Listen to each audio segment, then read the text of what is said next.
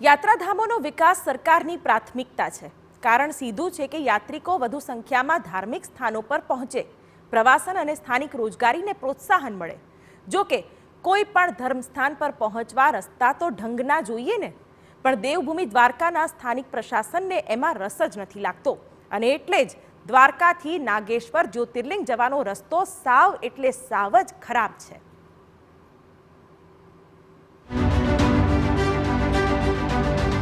દેવભૂમિ દ્વારકા ખાતે જગત મંદિરમાં દ્વારકાધીશના દર્શન કરી દ્વાદશ જ્યોતિર્લિંગમાંથી એક એવા નાગેશ્વર જ્યોતિર્લિંગ દર્શન કરવા જઈએ એટલે હરિ અને હર બંનેના દર્શન થઈ જાય।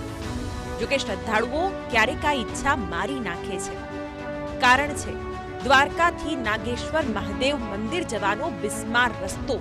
હમણાં જ અહીંયા 3 પુલિયા જર્જરિત છે, એમાં ઓછામાં ઓછા મારા અંદાજ પ્રમાણે 3 જણા એક્સપાયર થઈ ગયા છે।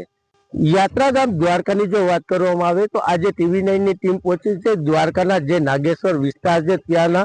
હું કેમેરામેનને કહીશ આપને દ્રશ્યો બતાવવા માંગે। આપ દ્રશ્યોની અંદરમાં જોઈ શકો છો જે નાગેશ્વર તરફનો જે રોડ છે તે કેટલો જર્જરિત હાલતની અંદરમાં જોવા મળી રહ્યો છે।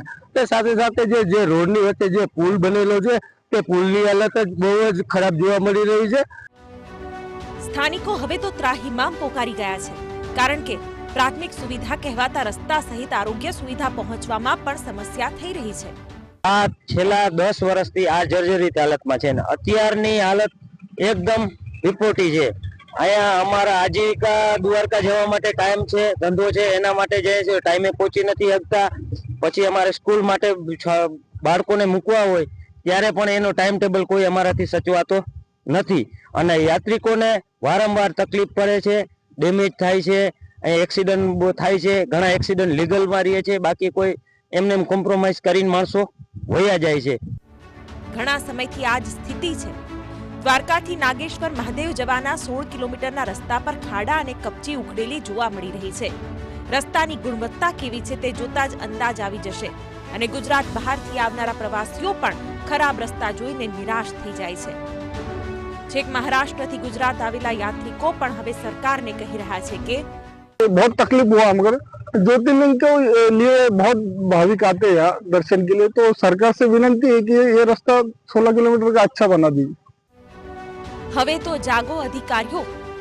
લોકો દ્વારકાની સાથે રૂટમાં આવતા બેટ દ્વારકા, ગોપી તળાવ, રૂક્ષ્મણી મંદિર અને નાગેશ્વર મહાદેવ દર્શન કરવા જતા હોય છે, પણ આ રસ્તાના કારણે યાત્રાળુઓ હતાશ થઈને ક્યારેક મુસાફરી ટૂંકાવી દે છે અથવા તો ટાળી જ દે છે।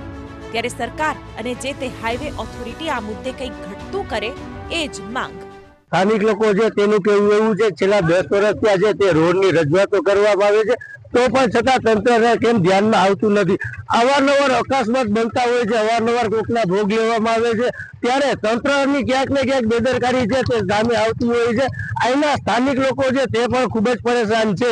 હવે તંત્ર ક્યારે અહીંના જે લોકલ સ્થાનિકો છે તંત્ર છે તે આ રોડ ઉપર ક્યારે ધ્યાન આપે ને રાહદારીઓને ક્યારે રાહતનો શ્વાસ લેવા મળે તે જોવાનું રહ્યું।